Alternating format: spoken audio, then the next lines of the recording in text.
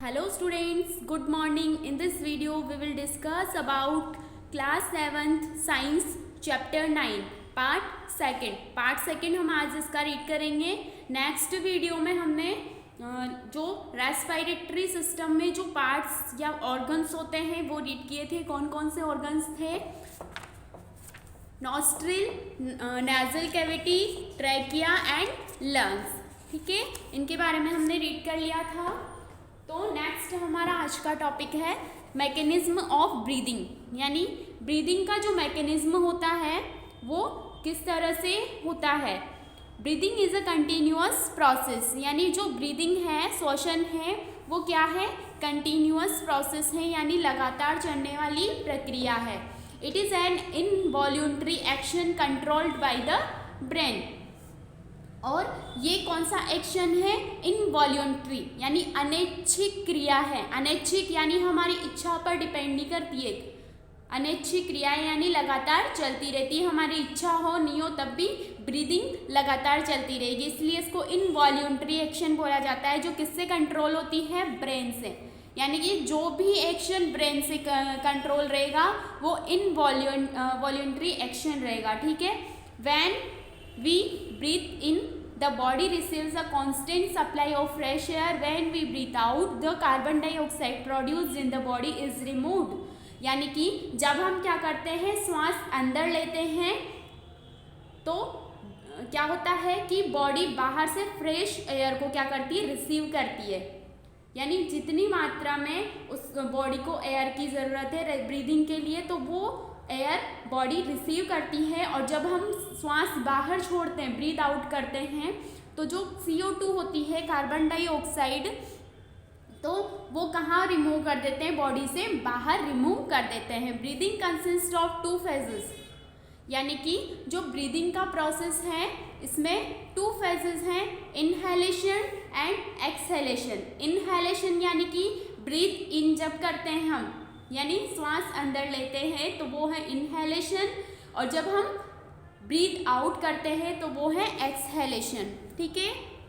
During the process of inhalation the diaphragm moves downwards and chest cavity moves outwards, creating space for air to enter the lungs. यानी कि जब हम inhalation करते हैं यानी breathe इन करते हैं तो जो डायाफ्राम होता है, डायाफ्राम क्या होता है? लंग्स के जस्ट नीचे एक रिब केज पाया जाता है और लार्ज फ्लैट मसल्स पाई जाती है, जिसको क्या बोला जाता है? डायाफ्राम बोला जाता है। ठीक है। तो जो डायाफ्राम होता है, तो जब हम इनहेलेशन का प्रोसेस होता है हमारी बॉडी में, तो डायाफ्राम किधर मूव करता है? डाउनवर्ड्स, यानी नीचे की ओर मूव करता है। And chest cavity moves outwards, creating space for air to enter the lungs. और जो हमारी चेस्ट कैविटी है वो बाहर की तरफ मूव करती है, जबकि डायाफ्राम नीचे की ओर मूव करता है। ठीक है, ताकि जो एयर एंटर करेगी लंग्स के अंदर उनको स्पेस मिल सके। ऑन द अदर हैंड, दूसरी ही तरफ, when diaphragm moves upwards and ribs move downwards and inwards, the chest cavity is reduced and air in turn is pushed out। और दूसरी तरफ क्या होता है कि डायाफ्राम जब हम क्या करते हैं? एक्सहेलेशन यानी ब्रीद आउट करते हैं, तो जो हमारा डायाफ्राम है वो ऊपर की तरफ मूव करता है, और जो हमारी रिब्स है वो नीचे की ओर मूव करती है। ठीक है। इसीलिए क्या होता है? CO2 जो गैस है वो बाहर निकाल दी जाती है। दिस इज कॉल्ड एक्सहेलेशन, और इसको क्या बोला जाता है? एक्सहेलेशन। यानी कि जब इनहेलेशन होगा तो डायाफ्राम कहाँ जाएगा? डाउनवर्ड्स, नीचे की ओर जाएगा। ये रहा, नीचे की ओर जाएगा, और चेस्ट कैविटी ऊपर की तरफ जाएगी। ठीक है, ताकि लंग्स में क्या मिल जाएगी? स्पेस मिल जाएगी एयर को। ठीक है। और जब एक्सहेलेशन यानी हम ब्रीद आउट करेंगे तो जो डायाफ्राम है वो कहाँ जाएगा? अपवार्ड्स, ऊपर की तरफ जाएगा, और जो चेस्ट कैविटी है वो नीचे की तरफ जाएगी। ठीक है, डाउनवर्ड्स जाएगी। और कौन सा प्रोसेस हो जाएगा? एक्सहेलेशन का प्रोसेस हो जाएगा। The number of times we breathe in a minute is termed as the breathing rate, यानी कि 1 मिनट में हम जितनी बार सांस लेते हैं उसको क्या बोला जाता है, हमारी ब्रीदिंग रेट यानी कि श्वसन दर बोला जाता है। क्या बोलते हैं, ब्रीदिंग रेट बोलते हैं। Both inhalation and exhalation take place. Breath means 1 inhalation plus 1 exhalation, यानी कि जो इनहेलेशन है और एक्सहेलेशन है दोनों प्रोसेस साथ साथ चलते हैं। अब breath means 1 inhalation plus 1 exhalation, यानी 1 ब्रीथ का मतलब क्या है यहाँ पर 1 टाइम तो क्या होगा इनहेलेशन, फिर प्लस क्या होगा 1 टाइम एक्सहेलेशन होगा, ठीक है, तो उसको 1 ब्रीथ बोला जाता है। The average rate of breathing in a person at rest position in 15 to 20 पर मिनट, यानी कि जो एवरेज रेट होता है किसी भी पर्सन की ब्रीदिंग का तो रेस्ट पोजीशन में कितना होता है, यानी विश्राम अवस्था में 15 to 20 पर मिनट, यानी 1 मिनट में रेस्ट पोजीशन में कोई भी पर्सन कितनी ब्रीदिंग रेट होती है उसकी 15 to 20, ठीक है। यहाँ पर एक्टिविटी दी हुई है, देखो, लेट्स परफॉर्म। एम क्या है, to demonstrate how the diaphragm works during breathing, यानी कि जो डायफ्राम होता है वो किस तरह से वर्क करता है ब्रीदिंग के ड्यूरिंग यानी दौरान। मटेरियल्स क्या क्या रिक्वायरमेंट है, a bell jar with a cork, यानी कॉर्क वाला एक बेल जार चाहिए हमें, यानी ढक्कन होना चाहिए उसका, स्ट्रॉ चाहिए, रबर शीट चाहिए, thread for time and 2 balloons, यानी 2 बैलून्स और थ्रेड चाहिए, ठीक है। मेथड क्या रहेगा, with the help of the thread tie the rubber sheet to the bottom of the bell jar, यानी थ्रेड की मदद से हमें क्या करना है, जो रबर शीट है उसको यहाँ पर हमें इसका जो बॉटम है बेल जार का वहाँ पर हमें इसको टाई कर देना है। दिस रिप्रेजेंट द डायफ्राम, तो ये किसको रिप्रेजेंट कर रहा है, ये रबर शीट डायफ्राम को। Now set up the straw and the balloons as shown in the figure such that the balloons depict the lungs, यानी कि जैसे इस डायग्राम में हमें शो हुआ है कि स्ट्रॉ में हमें इस तरह से बलून्स को शो करना है अंदर की तरफ। कॉर्क द बेल जार, उसके बाद हमें इस बेल जार को क्या कर देना है, ढक देना है। Now pull the rubber sheet down, how do the balloons behave, फिर हमें इस रबर शीट को क्या करना है, डाउन यानी नीचे की तरफ खींचना है। तो किस तरह से बलून्स बिहेव करेंगे, do they get filled up with air, now leave the rubber sheet, do the balloons get deflated, यानी कि जब हम इसको खींचेंगे तो क्या होगा, ये जो बलून्स हैं इनमें क्या एयर फिल हो जाएगी, और जब हम रबर शीट को छोड़ देंगे तो क्या होगा, जो बलून्स हैं वो उनकी जो एयर है वो बाहर निकल जाएगी, ठीक है। ऑब्जर्वेशन एंड कंक्लूजन क्या निकलता है यहाँ पर, when the rubber sheet is pulled down the space in the bell jar increases and the air pressure inside the bell jar reduces, यानी कि जब हम रबर शीट को क्या करते हैं, पुल करते हैं, नीचे की तरफ खींचते हैं, तो जो बेल जार है उसमें स्पेस क्या होता है, बढ़ जाता है, और जो बेल जार में एयर प्रेशर है वो कम हो जाता है। क्या होगा, स्पेस तो उसमें बढ़ जाएगा, बेल जार के अंदर जो एयर प्रेशर है क्या हो जाएगा, कम हो जाएगा। Due to this reduction in pressure air from the outside enter the balloon, और जो एयर प्रेशर है वो अंदर की तरफ क्या हो जाएगा, कम हो जाएगा, तो बाहर से एयर कहाँ एंटर कर जाएगी, अंदर एंटर कर जाएगी बलून्स में, क्योंकि जो एयर है वो कहाँ से, जहाँ पर ज़्यादा होगी, ज़्यादा से कम की तरफ ही जाएगी, ठीक है। इसीलिए जो अंदर की तरफ अगर एयर प्रेशर कम हो जाएगा तो बाहर से एयर अंदर बलून में एंटर कर जाएगी। By relaxing the rubber sheet the space in the bell jar decreases and the air pressure inside increases. अब क्या होगा कि जब हम रबर शीट को वापस रिलैक्स पोजीशन में लाएंगे तो बेल जार के अंदर जो स्पेस है वो डिक्रीज हो जाएगी, कम हो जाएगी, और जो एयर प्रेशर है अंदर की तरफ वो इंक्रीज हो जाएगा, बढ़ जाएगा।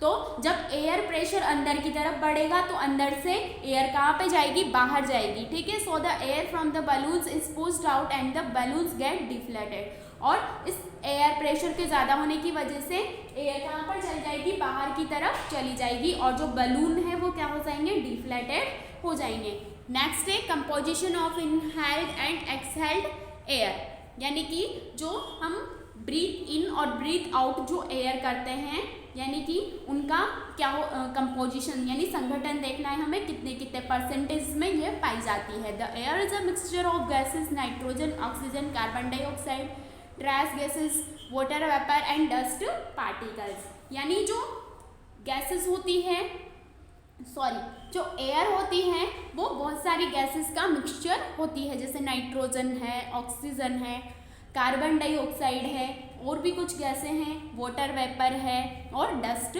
पार्टिकल। तो ये सब चीज़ें किस में पाई जाती है, एयर में पाई जाती है। Normally the composition of these gases remains constant except for water vapour and dust particles, यानी कि जो ये कंपोजिशन है, जो नॉर्मली जो कंपोजिशन होता है इन गैसेस का, तो वो कांस्टेंट बना रहता है, स्थिर बना हुआ रहता है। और अपवाद कौन है इसमें, वाटर वेपर और डस्ट पार्टिकल। तो डस्ट पार्टिकल और वाटर वेपर का कोई भी कांस्टेंट यानी कांस्टेंट उसका कंपोजिशन नहीं रहता है, ये बदलता रहता है। बाकी जो गैसेस होती हैं उनका कंपोजिशन कांस्टेंट रहता है, ठीक है। We can compare the percentage of gases inhaled and exhaled air, यानी कि जो इनहेल्ड और एक्सहेल्ड एयर है तो उन गैसेस का जो परसेंटेज है तो उनको हम कंपेयर कर सकते हैं। The percentage of nitrogen does not change because the body does not use nitrogen, और जो नाइट्रोजन का परसेंटेज होता है वो चेंज नहीं होता है क्योंकि हमारी बॉडी में नाइट्रोजन का कोई यूज नहीं है, ठीक है। ऑन द अदर हैंड, और दूसरी ही तरफ, the percentage of oxygen in exhaled air is less because it is used in respiration. और दूसरी तरफ अगर हम देखते हैं कि जो ऑक्सीजन का परसेंटेज है तो वो लेस होता है क्योंकि हम इसको क्या करते हैं, अंदर की तरफ लेते हैं, because it is used in respiration, क्योंकि इसको हम रेस्पिरेशन के लिए यूज़ करते हैं। In the same way the percentage of carbon dioxide increases because it is produced in respiration. और जो एनवायरनमेंट में जो CO2 का जो क्वांटिटी होती है वो भी ज़्यादा होती है, क्योंकि हम जब एक्सहेलेशन करते हैं यानी ब्रीथ आउट जब करते हैं तो हम क्या बाहर निकालते हैं, CO2 बाहर निकालते हैं। तो वो CO2 कहाँ पर जाती है, एनवायरनमेंट में जाती है और एयर में मिक्स हो जाती है, जिसकी वजह से जो एयर में जो कंपोजिशन होता है वो ज़्यादा होता है इसका, ठीक है। The amount of water in inhaled air depends on the climatic conditions surrounding us, but you exhale more water vapor because this is also produced during respiration. और जो water का अमाउंट होता है वो किस पर डिपेंड करता है, क्लाइमेटिक कंडीशन पर, यानी हमारे चारों ओर क्या जलवायु परिस्थितियाँ हैं उस पर डिपेंड करता है। This is why even when we inhale cold air during winters the exhaled air is warmer and misty. जो एयर यानी रेस्पिरेशन के लिए जब हम वाटर वेपर यूज़ करते हैं तो ऐसा क्यों होता है कि जो वाटर वेपर है वो रेस्पिरेशन के थ्रू भी क्या की जाती है, प्रोड्यूस की जाती है। दिस इज़ वाई, क्योंकि even when we inhale cold air during winters, यानी कि जब सर्दियों के दौरान हम क्या करते हैं, जो एयर हम इनहेल करते हैं वो कैसी होती है, ठंडी होती है, लेकिन जो एक्सहेल्ड एयर होती है यानी जो बाहर निकलती है वो कैसी हो जाती है, वार्मर यानी गर्म हो जाती है। नेक्स्ट है सेलुलर रेस्पिरेशन, कोशिकीय श्वसन, यानी रेस्पिरेशन का प्रोसेस कहाँ पर हो रहा है, सेल के अंदर, तो इसीलिए इसको क्या बोल दिया, सेलुलर रेस्पिरेशन इसको बोल दिया। The oxygen inhaled during the breathing process is carried to all parts of the body through the blood, यानी कि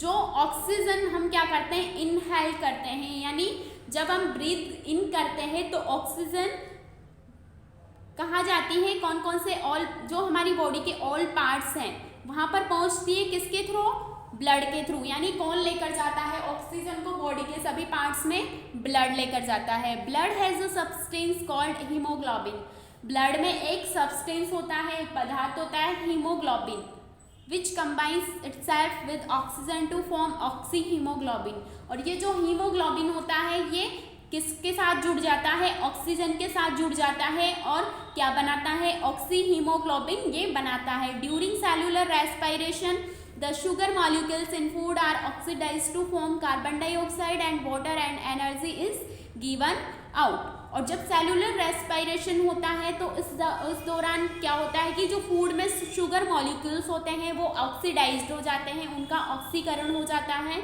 और क्या बनता है, कार्बन डाइऑक्साइड बनती है, साथ में वाटर बनता है और एनर्जी बाहर निकलती है। This carbon dioxide is carried to the lungs through the blood for exhalation. और फिर ये जो बॉडी के पार्ट्स में जो कार्बन डाइऑक्साइड बनती है उसको कहाँ पर भेज दिया जाता है, लंग्स में भेज दिया जाता है, किसके थ्रू, ब्लड के थ्रू, फॉर एक्सहेलेशन, यानी जब हम ब्रीथ आउट करते हैं उसके लिए, ताकि CO2 को कहाँ निकाला जा सके, बॉडी से बाहर निकाला जा सके। सेकेंड एक्टिविटी यहाँ पर है, lights perform em to show that carbon dioxide is given out during breathing. यानी कि ये एक्टिविटी क्या शो करती है कि जो कार्बन डाइऑक्साइड यानी CO2 है वो ब्रीदिंग के प्रोसेस के दौरान कहाँ निकलती है, बाहर निकलती है। Materials 2 beakers filled with lime water and 2 straw, यानी 2 बीकर्स या हमें 2 बीकर लेने हैं और किससे फिल करने हैं, लाइम वाटर से हमें फिल करने हैं और 2 स्ट्रॉ हमें लेनी है। मेथड क्या है, take some freshly prepared lime water in the beaker, now keep the straw in both the beakers, leave the first beaker with lime water undisturb, blow gently through the straws for a few minute, what do you observe. यानी हमें क्या करना है कि एक beaker में तो freshly prepared lime water लेना है और उसको हमें अनडिस्टर्ब छोड़ देना है, ठीक है, स्ट्रॉ डाल देनी है उनमें, अनडिस्टर्ब हमें छोड़ना है कुछ मिनट्स के लिए। तो क्या ऑब्जर्व करते हैं हम, you will observe that the lime water in the second beaker turns milky, यानी कि जो सेकेंड वाला जो बीकर है वो किस तरह का हो जाएगा, उसमें जो लाइम वाटर है वो कैसा हो जाएगा, मिल्की, यानी दूध की तरह का हो जाएगा। कंक्लूजन क्या निकलता है, the exhaled air contains carbon dioxide gas because carbon dioxide gas turns lime water milky. यानी इस एक बीकर में तो अनडिस्टर्ब उसने लाइम वाटर को रखा, दूसरे में स्ट्रॉ से क्या मार दी, फूंक मार दी। और जब फूंक मारेगा कोई भी पर्सन तो उसकी जो ब्रीथ आउट होगी तो उससे CO2 बाहर जाएगी, तो CO2 इसके अंदर चल जाएगी, जिसकी वजह से वो जो लाइम वाटर है वो कैसा हो जाएगा, मिल्की हो जाएगा, क्योंकि उसमें CO2 रिएक्ट कर लेगी उसके साथ। CO2 जो एक्सहेलेशन से जो CO2 बाहर निकली है तो वो कहाँ चली जाएगी, लाइम वाटर में चली जाएगी, और लाइम वाटर जो है वो CO2 से रिएक्ट कर लेगा और कैसा हो जाएगा, मिल्की हो जाएगा। The exhaled air contains carbon dioxide gas because carbon dioxide gas turns lime water milky. और जो एक्सहेल्ड एयर होती है वो किसका कंटेन होती है, कार्बन डाइऑक्साइड का, और कार्बन डाइऑक्साइड जो है वो लाइम वाटर को कैसा बना देती है, milky. So we conclude that carbon dioxide gas is produced during respiration. तो इस एक्टिविटी से क्या कंक्लूजन निकलता है कि जो रेस्पिरेशन का जो प्रोसेस है उस दौरान क्या निकलती है, CO2 गैस बाहर निकलती है, ठीक है। तो पार्ट सेकंड हमारा यहाँ पर कंप्लीट हो गया। इसके बाद का टॉपिक हम नेक्स्ट वीडियो में रीड करेंगे। Okay, good bye.